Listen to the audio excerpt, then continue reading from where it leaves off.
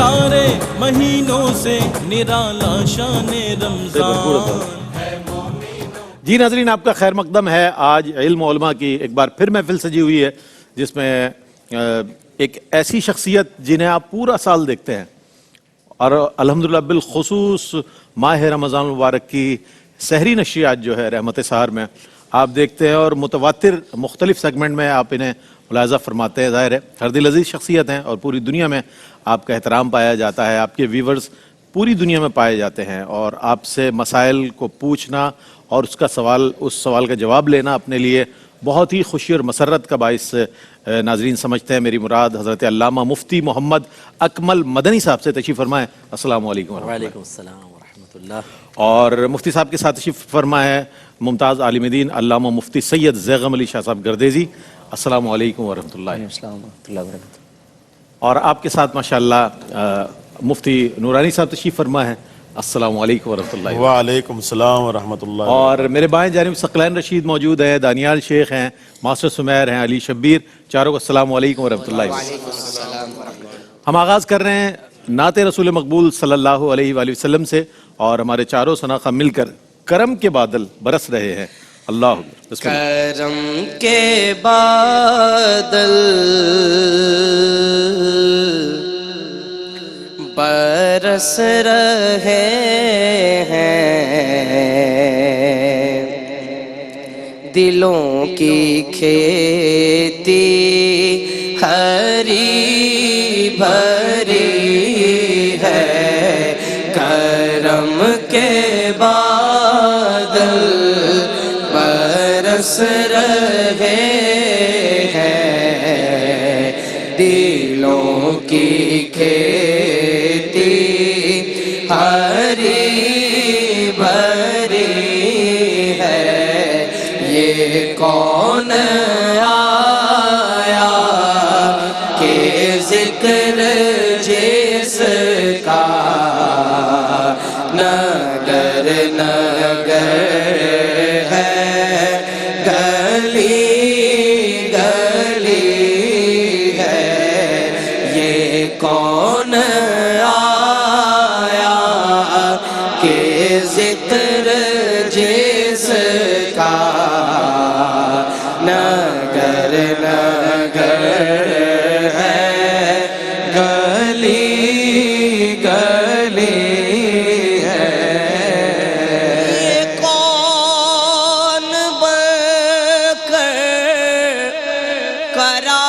قرار آیا،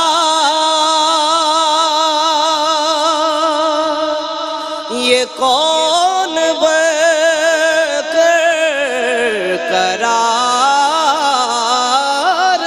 آیا. یہ کون جانے بہار آیا، یہ کون جانے بہار آیا. گلوں کے چہرے ہیں نکھرے نکھرے، کلی کلی میں شگفتگی ہے. گلوں کے چہرے ہیں نکھرے نکھرے، گلی کلی میں شگفتگی ہے. میں اپنی قسمت پہ کیوں نہ جھوموں، میں کیوں نہ ولیوں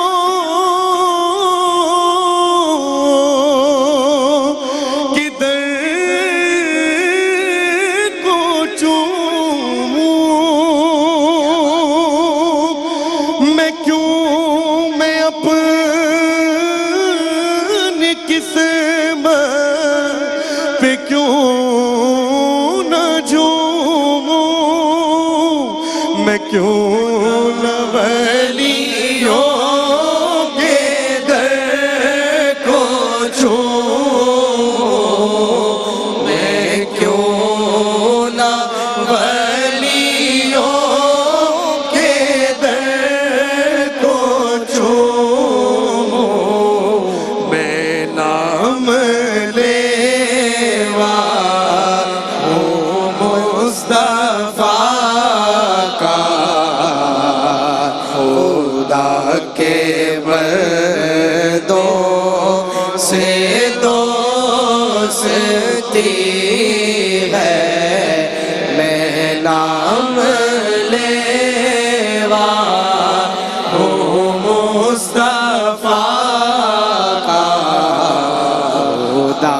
کے مردوں سے دوستی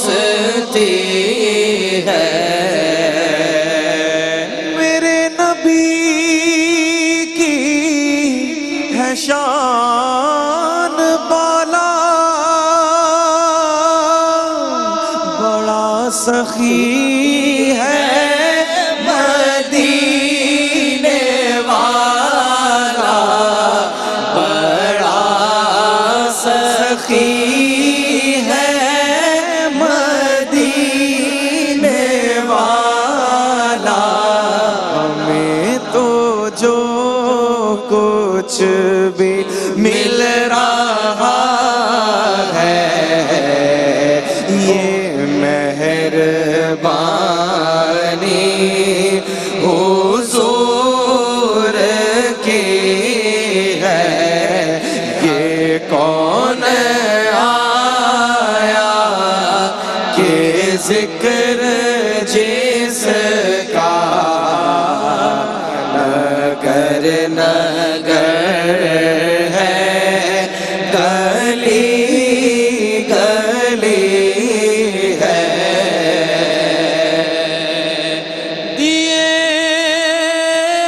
دلوں کے جلائے رکھنا نبی کی محفل سجائے رکھنا نبی کی محفل سجائے رکھنا جو راغتے دل سکون جاں ہے وہ ذکر ذکر محمدی ہے یہ کون آیا کہ ذکر جس کا میرے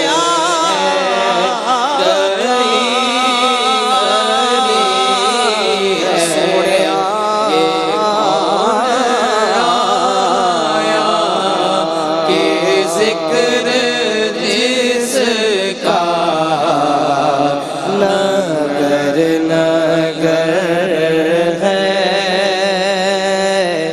گلی گلی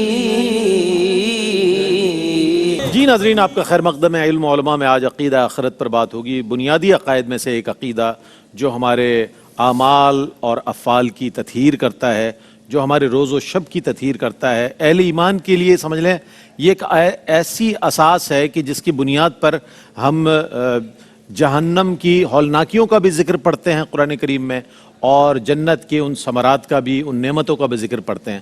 یہ اوامر و نواہی ہے ہی اس لیے کہ ہم اپنی ذات کی تطہیر کر لیں، اسی اپنی ذات و صفات کی تطہیر کر لیں۔ عقیدہ آخرت کو سامنے رکھتے ہوئے جب ہم چیزیں پڑھیں، آج انشاءاللہ سنیں گے علماء حضرات سے، تو بہت سی چیزیں جو ہمارے سامنے آئیں گی کہ جس میں ہمیں اصلاح کی ضرورت ہے۔ سب سے پہلے میں قبلہ مفتی محمد اکمل مدنی صاحب کی خدمت میں یہ سوال پیش کرنا چاہوں گا۔ مفتی صاحب، قرآن و حدیث کی روشنی میں فرمائیے گا عقیدہ آخرت کی اہمیت، ابتداءً اگر اس پر آپ کلام فرما دیں تو بہت اچھا ہوگا۔ اعوذ باللہ من الشیطان الرجیم، بسم اللہ الرحمن الرحیم۔ پہلے یہ سمجھنا چاہیے کہ جب ہم عقیدہ آخرت کہتے ہیں تو اس کا مطلب کیا ہوتا ہے۔ اس کو میں یہاں سے سٹارٹ کروں گا کہ جیسے آخر جب قرب قیامت کا وقت آئے گا بالکل قریب، تو حضرت امام مہدی رضی اللہ تعالیٰ عنہ کا ظہور ہوگا اور حضرت عیسیٰ علیہ السلام آسمان سے نزول فرمائیں گے، پھر دجال ختم ہوگا، یاجوج ماجوج سے جہاد ہوگا، اور پھر ہر ایک سے کفار سے جہاد ہوگا، حتیٰ کہ روئے زمین پر کوئی بھی کافر باقی نہیں رہے گا، مکمل مسلمان ہی مسلمان ہوں گے۔ پھر ان دو نفوس قدسیہ کا وصال ہوگا، تو پھر آہستہ آہستہ وہی خرابیاں دوبارہ پیدا ہوں گی، حتیٰ کہ ایک وقت ایسا آئے گا کہ ایک بھی مسلمان روئے زمین پر نہیں رہے گا، اللہ، سب کافر و مشرک ہو جائیں گے۔ اور پھر جب سب کافر و مشرک ہو جائیں گے تو 40 سال تک کسی کے ہاں بچہ پیدا نہیں ہوگا۔ پھر حضرت اسرافیل علیہ السلام، یہ ہمارے عقیدہ آخرت کی ایک بنیادی چیز ہے کہ وہ سور پھونکیں گے، ایک سینگ سا اس میں پھونک ماریں گے تو سب کے سب ہلاک ہو جائیں گے۔ اس کا مطلب ہے قیامت کفار پہ قائم ہوگی، مسلمانوں پر نہیں۔ پھر 40 سال کا وقفہ ہوگا، اس میں سے ایک دن یا ایک سال کتنے عرصے کا یہ اللہ ہی بہتر جانتا ہے، دوبارہ سور پھونکیں گے تو سب کے سب اٹھ جائیں گے، زندہ ہو جائیں گے دوبارہ۔ تو اس کا مطلب ہے کہ ہماری موت جو ہے وہ اختتام نہیں ہے، بلکہ وہ تو حقیقی اور دائمی زندگی کا ایک آغاز ہے۔ حیات بعد الممات۔ ہاں، تو اب سب اٹھ کر اللہ تعالیٰ کی بارگاہ میں پہنچیں گے، وہاں پر پھر حساب و کتاب ہوگا ہمارا، پھر اللہ تعالیٰ جس کو چاہے گا جنت میں، جس کو چاہے گا دوزخ میں، اعمال کے اعتبار سے اور اپنے فضل و کرم کے اعتبار سے کسی کو عدل سے جہنم میں ڈال دے گا، اور پل صراط ہوگا، وہاں پر حوض کوثر ہوگا، حساب و کتاب لیا جائے گا۔ اسی طرح جب ہم مرتے ہیں تو پھر قبر کی ایک زندگی ہے جس کو عالم برزخ کہتے ہیں، برزخ رکاوٹ کو کہتے ہیں، زندگی ہم جب مرتے ہیں اور قیامت، اس کے درمیان چونکہ ایک زمانہ رکاوٹ بن جاتا ہے، نہ جانے کب عجیب۔ جی ہاں، تو اسے کہتے ہیں، اسی وجہ سے اس کو عالم برزخ کہا جاتا ہے۔ یہ تو ہے عقیدہ آخرت بنیادی۔ اب اس کی اہمیت کیا ہے وہ کئی اعتبار سے ہے، کہ ایک تو ذکر کے اعتبار سے آپ دیکھیں کہ جب نبی کریم صلی اللہ علیہ وسلم نے اعلان نبوت فرمایا تو تقریباً 13 سالہ مکی زندگی میں تسلسل سے جو آیات نازل ہوئیں اس میں توحید اور آخرت دو چیزوں پہ بہت زیادہ کلام ہوا، اللہ، کیونکہ یہی عقیدے کی تطہیر مقصود تھی، یہ بنیاد تھی، بیس تھی۔ اس کے بعد پھر 10 سالہ مدنی زندگی میں احکام شرعی عملیہ کا بہت زیادہ نزول ہوا ہے۔ اس کے بعد دوسری اس کی اہمیت آپ اس اعتبار سے دیکھیں کہ جو اللہ تعالیٰ نے جو عقیدہ آخرت رکھتے ہیں ان کی مدح فرمائی، جیسے متقین شروع میں فرمایا وبالآخرۃ ہم یوقنون، ان کی ایک صفات بیان فرمائے کہ وہ آخرت پر یقین رکھتے ہیں، اور جنہوں نے عقیدہ آخرت کا انکار کیا ان کے لیے جہنم کی وعیدیں اور سخت معاملات، اور وہ کافر ہوں گے۔ اس سے اس کی اہمیت پتہ چلتی ہے۔ ایک اس جہت سے بھی اس کی اہمیت ہے کہ جب ہم عقیدہ آخرت کی طرف توجہ رکھتے ہیں تو آپ نے بھی ایک جملہ بڑا پیارا کہا کہ ہمارے اعمال کی تطہیر ہو جاتی ہے، ہمارے اخلاق کی کردار، کیونکہ ہمیں یقین ہوتا ہے کہ آخرت ہے، ڈے آف ججمنٹ ہے، تو مجھے اپنی ہر چیز کا وہاں پر حساب و کتاب دینا ہے۔ تو انسان پھر تطہیر کی طرف آتا ہے۔ اگر خدا نخواستہ حق العبد میں بتقاضائے بشریت کوتاہی کا مرتکب ہو جائے تو وہ فوراً اس کا تدارک کرنے کی کوشش کرے گا۔ اگر نفسانی غلبہ ہو گیا اور اس نے کوئی گناہ کر لیا تو توبہ کی طرف مائل ہوگا، اللہ کے فرض واجب سنت موقدہ کا ارتکاب کرے گا، حرام مکروہ تحریمی اور سنت موقدہ کے ترک یعنی اساءت سے اپنے آپ کو بچائے گا۔ وہ کیا ہے؟ وہ آخرت اس کو جھنجھوڑے گی۔ جیسے سرکار نے فرمایا جو موت کو بکثرت یاد کرے تو یہ دنیا کی محبت دل سے نکال دیتی ہے اور حسد کو دور کر دیتی ہے۔ اسی طرح حضرت عثمان غنی رضی اللہ تعالیٰ عنہ جب قبر پہ کبھی تشریف لے جاتے تو اتنا روتے کہ آپ کی ریش مبارکہ سے آنسو ٹپکتے۔ اللہ، تو پوچھا جاتا کہ آپ جہنم کے تذکرے پہ اتنا نہیں روتے لیکن قبر کے معاملے پہ ایسا آپ روتے ہیں؟ تو فرمایا کہ میں نے نبی کریم صلی اللہ علیہ وسلم سے سنا کہ قبر آخرت کی پہلی منزل ہے، اگر یہاں معاملہ ٹھیک رہا تو آگے بھی صحیح رہے گا، اور اگر یہاں غیر مناسب ہوا تو آگے خسارہ ہے۔ اللہ، تو دیکھیں قبر موت کو یاد کریں تو پھر یہ معاملات کے آخرت، اور پھر ڈے آف ججمنٹ نبی کریم صلی اللہ علیہ وسلم نے ایسی احادیث بیان فرمائی جس میں ہمیں لرزا دیا ہے کہ اگر تم بے پرواہ رہو گے اور حق العبد میں خاص طور پہ کوتاہی کرو گے وہاں تمہاری ساری نیکیاں لے جائی جائیں گی اور تمہیں جہنم میں ڈال دیا جائے گا۔ تو یہ چیزیں اس سے بھی پتہ چلتا ہے کہ عقیدہ آخرت کی اہمیت ہے۔ اور آخری ایک پوائنٹ بس یہ کہ یہی عقیدہ آخرت ہے جو ہمیں قربانیوں کی طرف لے کر آتا ہے۔ مالی قربانی یعنی ہم عبادات مالیہ جو ہیں ان میں خرچ کرتے ہیں، اور جانی قربانی کہ جب کبھی اسلام کو ضرورت ہوتی ہے تو مومن کے پاس جو ایک جذبہ شہادت ہے وہ اسے بہت بڑے بڑے کام کرنے کی طرف مائل کر دیتا ہے، اور وہ آخرت کا انعام ہی ہے نا جو اس کو ایک دھارس دیتا ہے، ایک ترغیب دیتا ہے۔ ایک صحابی تھے، نئے نئے مسلمان ہوئے ایک شخص، تو جہاد کا موقع آیا تو انہوں نے پوچھا یا رسول اللہ اگر میں شہید ہو جاتا ہوں میرے لیے کیا ہے؟ فرمایا تمہارے لیے جنت۔ تو ان کے ہاتھ میں کھجوریں تھیں وہ بھی پھینک دیں، کہا کہ پھر اس کھانے میں بھی دیر کیوں کرو، اور جا کے وہ شہید ہوئے۔ کیا بات! تو نبی کریم صلی اللہ علیہ وسلم نے فرمایا کہ اس نے بہت کم عمل کیا اور پایا بہت زیادہ۔ سبحان اللہ، سبحان، یعنی اتنے اس کو جنت ملے گی کیونکہ جو شہید کے خون کا پہلا قطرہ زمین پہ گرتے اللہ تعالیٰ اس کی بخشش و مغفرت فرما دیتا ہے۔ تو خلاصہ کلام یہ ہے کہ ہر جہت سے دیکھیں عقیدہ آخرت کی ایک اہمیت ہے، لہٰذا میں اپنے خود ہمیں بھی اس کا تذکرہ بار بار کرنا چاہیے، اپنے گھر میں کرنا چاہیے، اپنے دوست احباب کے درمیان، اور جو علماء ہیں ان کے تقاریر کے اندر، تاکہ لوگ مائل رہیں، ایسا لگے جیسے آخرت بالکل یہ سامنے ہے۔ تو انشاءاللہ پھر ہمارے اعمال اچھے ہوں گے اور معاشرہ بھی اس کی برکات پائے گا۔ کیا کہنے! سبحان اللہ، سبحان اللہ، بڑے اچھے انداز میں ابتدائی حصہ بھی جواب کا اور اس کے بعد بھی مفتی صاحب نے بڑے آسان انداز میں عقیدہ آخرت کے حوالے سے بہت ہی خوبصورت کلمات ارشاد فرمائے، اور یہ آپ اس کو ہمارے پیج پر جو ہے ARYQ TV کے پیج پر دیکھ بھی سکتے ہیں ریپیٹ میں، کیونکہ بہت سے لوگ امور میں مصروف ہوتے ہیں، لیکن یہ بنیادی باتیں ہیں جو سننی چاہیے اور دیکھنا چاہیے، چونکہ بہت سے لوگ اس کو اہمیت نہیں دیتے۔ جناب کیا عقیدہ وہ اللہ معاف کر دے گا، ہم چلے جائیں گے دنیا، اللہ نے اتنا غفور رحیم ہے وہ، لیکن جو عقائد ہمارے ہی لیے ہے، عقیدہ آخرت جو ہے ہمارے ہی لیے ہے، ہمیں اس کے سامنے رکھنا ہے اور اپنے اخلاق و کردار کی تطہیر کرنی ہے۔ ایک مختصر سا وقفے کے بعد لوٹیں گے، مزید سوالات اس موضوع پر انشاءاللہ کریں گے، ہمارے ساتھ رہیے گا۔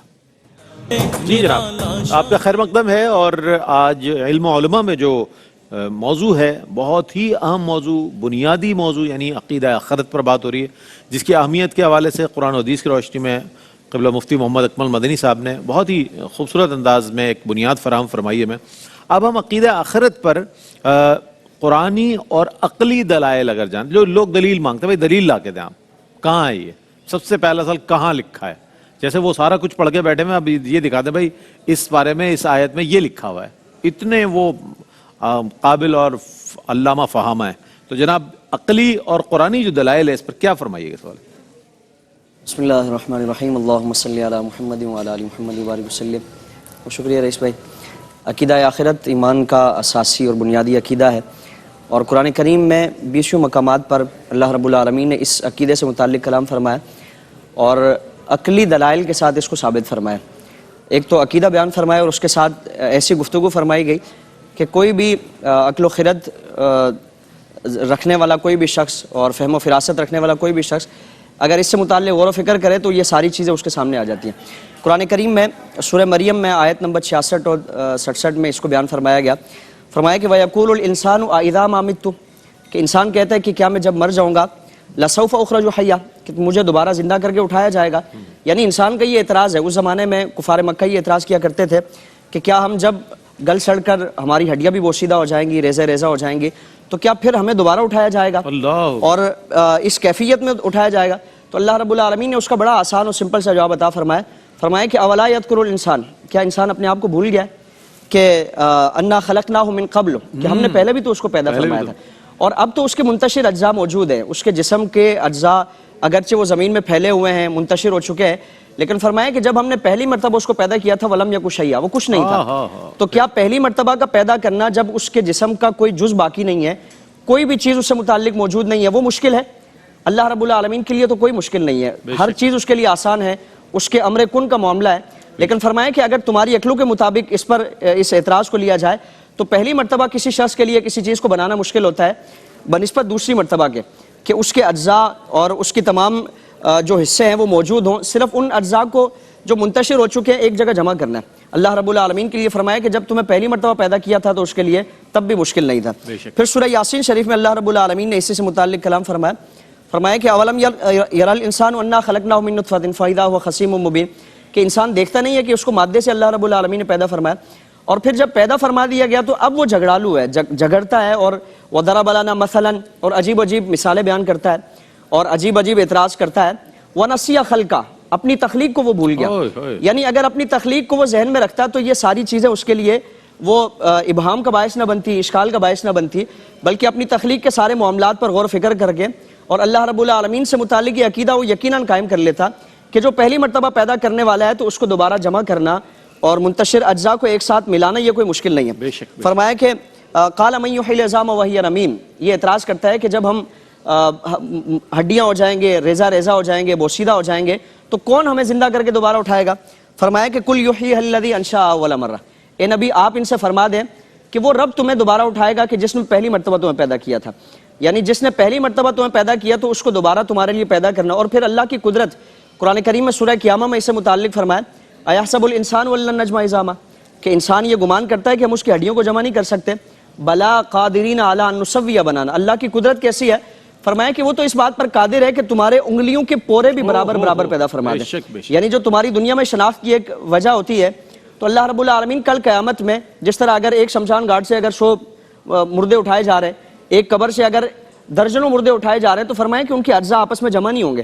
اللہ رب العالمین اس بات پر قادر ہے کہ ان سب کو الگ الگ بھی کرے، یہاں تک کہ ایک معمولی چیز یعنی ان کی انگلیوں کے جو پورے ہیں اللہ رب العالمین ان میں بھی تفریق فرما دے گا اور ان کو آپس میں ملنے نہیں دے گا۔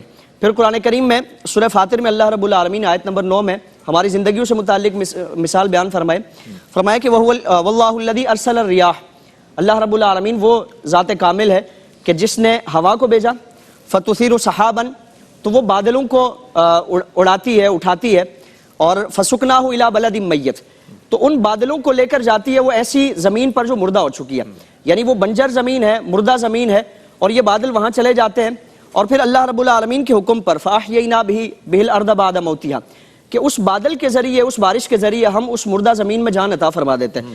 تو فرمایا کہ کذالک النشور، جس طرح ہم نے اس زمین کو مرنے کے بعد، بنجر ہونے کے بعد دوبارہ تازہ کیا ہے، اس میں سے سبزہ اگا ہے، اس میں سے پھل اور میوہ جات نکلے ہیں، فرمایا کہ کذالک النشور، اسی طرح ہم جب انسان مر جائیں گے اور ریزہ ریزہ ہو جائیں گے، ہڈیاں ہو جائیں گی، گل سڑ جائیں گے، فرمایا کہ جس طرح زندگی ہم اس زمین کو عطا فرماتے ہیں، اسی طرح ہم انسانوں کو دوبارہ زندگی عطا فرما دیں گے۔ اللہ رب العالمین کے لیے کوئی نہ پہلے پیدا کرنا مشکل، اللہ یبدأ الخلق ثم یعید وہو اہون علیہ، کہ دوسری مرتبہ کا پیدا کرنا اگر مشکل ہو تو وہ پہلی مرتبہ سے زیادہ نہیں ہوگا۔ اللہ رب العالمین کے لیے کوئی مشکل نہیں ہے، اس کا امر کن وہ کسی سے متعلق فرماتا ہے، اذا اراد اللہ امرا فانما یقول له کن فیکون، تو وہ ہو جاتا ہے۔ کیا کہنے عقیدہ آخرت پر آج سوالات ہم پیش کر رہے ہیں، اور ہمارے ساتھ علامہ احمد منیر نورانی صاحب بھی تشریف فرمائے۔ آپ کی خدمت میں بھی مجھے سوال پیش کرنا ہے، لیکن ایک وقفہ ہے، وقفے کے بعد جب لوٹیں گے انشاءاللہ تو وہ سوال بھی شامل کریں گے، اور اس کے بعد اپنے موضوع کو کنکلوڈ کرنے کی بھی کوشش کریں گے۔ ہمارے ساتھ رہیے گا۔ ناظرین، آپ کا خیر مقدم ہے علم و علماء میں۔ آج موضوع ہے عقیدہ آخرت، اور اس حوالے سے ہم بات کر رہے ہیں۔ ہمارے ایک میسج بھی ہے پانی کے حوالے سے، فریش ون واٹر جو ہے اس کی طرف سے میسج ہے، one of the best drinking water fresh one, اور جن کا کہنا یہ ہے کہ پیورٹی اور فریشنس ٹگیدر ہے، یہ دونوں چیزیں ساتھ ساتھ ہیں، ضرور استعمال کریں، اپنی صحت کا خیال رکھیں۔ جناب ہمارے ساتھ تشریف فرمائے علامہ احمد منیر نورانی صاحب، کیا آپ فرمائیے گا حضرت اس حوالے سے کہ انسانی زندگی پر عقیدہ آخرت کے ہونے والے اثرات کیا ہیں، اس پر کچھ کلام فرمائیے گا۔ بسم اللہ الرحمن الرحیم، اللہم صلی وسلم وبارک دائما ابدا علی حبیبک خیر الخلق کلہم۔ دیکھیں، اگر سزا اور جزا کا نظام نہ ہو تو پھر انسان کا جو دنیاوی نظام ہے یہ چل نہیں سکتا ہے۔ اللہ رب العالمین نے سزا اور جزا کے لیے دو نظام رکھے ہیں۔ ایک نظام تو وہ ہے جو دنیا میں قائم ہے، جس میں جو ہے کمال بھی ہے، جس میں نقوص بھی ہیں، جس میں بعض اوقات جو ہے مجرم چھوٹ جاتا ہے، اور بعض اوقات جو صحیح ہوتا ہے وہ سزا کا حقدار قرار پا جاتا ہے۔ ایک اللہ پاک نے نظام رکھا ہے آخرت میں۔ آخرت جو ہے، جس طرح حضرت فرما رہے تھے، ہمارے عقائد کا بنیادی حصہ ہے، کیونکہ آخرت کا جو عقیدہ ہے یہ انسان کو نیکی کی طرف راغب کرتا ہے، اور انسان کو گناہوں سے بچنے کی بھی ترغیب دیتا ہے۔ دیکھیں، جب انسان کو یہ عقیدہ ہوگا، انسان کو یہ یقین ہوگا کہ میں نے آخرت میں اللہ پاک کی بارگاہ میں جواب دہ ہونا ہے، اور اللہ وہ ہے جو عالم الغیب والشہادہ ہے، غیب کو بھی جانتا ہے، شہادت کو بھی جانتا ہے، ہماری سوچ کو بھی جانتا ہے، ہمارے ارادوں کو بھی جانتا ہے، اس کی بارگاہ میں جا کے میں نے جواب دینا ہے آخرت میں۔ تو جب انسان کے اندر یہ سوچ ہوگی تو انسان کا کردار، انسان کے افعال ہیں وہ جو اچھے ہوں گے۔ یاد رکھیں، عقیدہ آخرت انسان کی زندگی پر کئی اثرات جو ہے مرتب کرتا ہے۔ سب سے پہلے جو بنیادی چیز ہے وہ یہ ہے، جب انسان آخرت پہ یقین رکھے گا، آخرت پہ اس کا ایمان ہوگا، تو انسان نیکیاں کرے گا، کیونکہ اس کو پتہ ہے کہ میں نیکیاں کروں گا تو آخرت میں اللہ پاک مجھے اس کا اجر عطا فرمائے گا۔ اور اس کے ساتھ ساتھ جب آخرت پہ اس کا یقین ہے کہ اللہ پاک گناہوں پر جو ہے جہنم میں سزا دے گا، تو پھر انسان جو ہے گناہوں سے بچتا ہے۔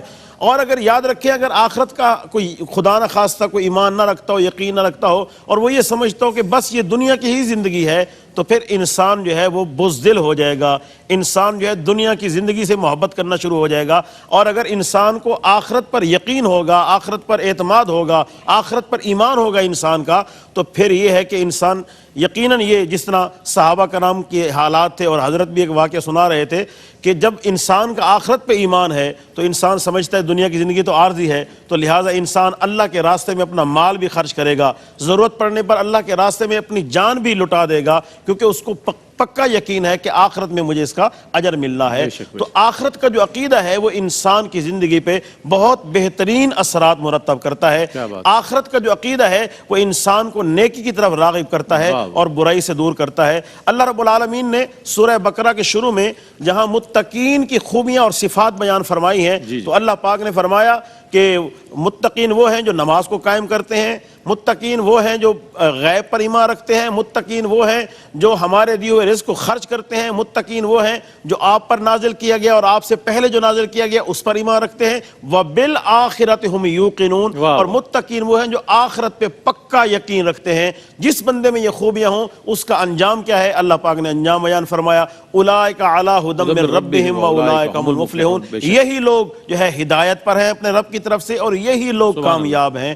تو آخرت کا عقیدہ اور یقین انسان کو کامیابی سے ہمکنار کر دیتا ہے، آخرت کا عقیدہ انسان کو جو ہے اچھا انسان بنا دیتا ہے۔ تو یاد رکھیں اسلام کا یہ جو بنیادی عقیدہ ہے آخرت، یہ انسان کو اچھا بننے کی ضمانت دیتا ہے کہ انسان جب یہ عقیدہ رکھے گا کہ میں نے قبر میں جانا ہے، پھر حشر میں جانا ہے، میں نے اللہ پاک کی بارگاہ میں حاضری دینی ہے، تو انسان ایک بہترین انسان بن جائے گا۔ ماشاءاللہ سورہ بقرہ کی ابتدائی آیت کا سہارا لیتے ہوئے آپ نے اپنے جواب کو مکمل فرمایا۔ وہ سب پیغام دیجیے گا ہمارے ناظرین کو، موضوع تو بہت بڑا ہے، اس میں کوئی شک نہیں، دامن وقت میں گنجائش کم ہے، لیکن میں چاہتا ہوں اپنا پیغام عنایت فرما دیجیے عقیدہ آخرت پر۔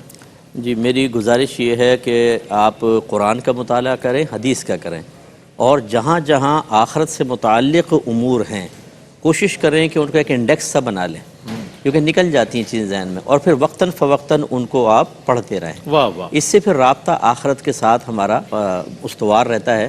اور جیسے میں نے عرض کیا کہ کمال انسانی یہ ہے، جیسے کہ انبیاء علیہ السلام کی حیات طیبہ دیکھیں، صحابہ کرام اہل بیت اطہار کہ آخرت کو بالکل یوں دیکھا کرتے تھے۔ نبی کریم صلی اللہ علیہ وسلم قضاء حاجت سے فارغ ہوتے تو بعض اوقات پانی قریب ہوتا لیکن تیمم فرماتے۔ صحابہ عرض کرتے یا رسول اللہ پانی تو قریب ہے، فرماتے ہو سکتا ہے کہ میں پانی تک نہ پہنچ پاؤں اور مجھے موت آ جائے۔ تو پھر یہ فائدہ ہوتا ہے کہ آدمی بالکل یوں چیز سامنے دیکھتا ہے نا، تو پھر اس کے جیسے حضرت نے فرمایا اس کے عمل اور کردار میں پازیٹیو چینج لازم آتا ہے۔ ہم کیوں اتنے گناہ کر رہے ہیں اور یہ معاشرے میں بے راہ روی ہے؟ آپ پوچھ لیجئے کسی سے، پورے پچھلے مہینے کتنا موت کو یاد کیا، قبر کو، آخرت کو، اور گھر میں یا دوستوں کے درمیان کیا یہ ٹاپکس زیر بحث آئے؟ وہ کہے گا پچھلے مہینے کیا پچھلے 10 سال میں نہیں آیا بظاہر۔ تو یہی منفی اثرات ہیں جو ہماری زندگی پر اس عقیدہ آخرت کو وقتی طور پہ فراموش کرنے کی وجہ سے مرتب ہوتے ہیں۔ اگر اس کو بدل لیں گے تو پازیٹیو اثرات ہوں گے انشاءاللہ۔ بہت خوبصورت کلمات۔ ناظرین یہی بات ہے کہ بزرگوں کا یہ کہنا تھا کیا آخرت یاد نہیں ہے، کیا موت کو بھول گئے ہو؟ یہ اسی لیے چیزیں یاد دلائی جاتی رہی ہیں ابتدائی لوگوں میں، اور ہمارے بزرگوں کی یہ نصیحتیں ہوا کرتی تھی تاکہ ہم اپنے اعمال و افعال کو درست کر لیں۔ آج جتنی بے روی نظر آ رہی ہے، جس قدر عریانی، فحاشی اور جتنا ہمارے ولگرزم ہمارے ہاں نظر آ رہا ہے، وہ وجہ یہی ہے کہ ہم نے آخرت اور جہنم کی ہولناکیوں کو سوچنا اور اس کو ڈسکس کرنا چھوڑ دیا ہے، جس کے سبب ہمارے اعمال پراگندہ ہوتے جا رہے ہیں۔ میں بہت شکریہ ادا کروں گا علامہ احمد منیر نورانی صاحب آپ کی تشریف آوری کا، علامہ مفتی سید زیغم علی شاہ صاحب گردیزی آپ کی تشریف آوری کا، قبلہ مفتی صاحب ہمارے ساتھ تشریف فرما ہوں گے اگلے سیگمنٹ میں۔ اگلا سیگمنٹ ہے اظہار عقیدت کا، جس میں حضرت بہزاد لکھنوی رحمۃ اللہ علیہ کو ہم ٹریبیوٹ پیش کریں گے، اور اس کے بعد آذان فجر کا وقفہ ہوگا۔ اس کے بعد ہم آپ کے مسائل ان کا حل کے ساتھ حاضر ہوں گے، جس میں قبلہ مفتی محمد اکمل مدنی صاحب آپ کے لائیو سوالات کے جوابات کے لیے تشریف فرما ہوں گے۔ ہمارے ساتھ رہیے گا، حاضر ہوتے ہیں ایک وقفے کے بعد۔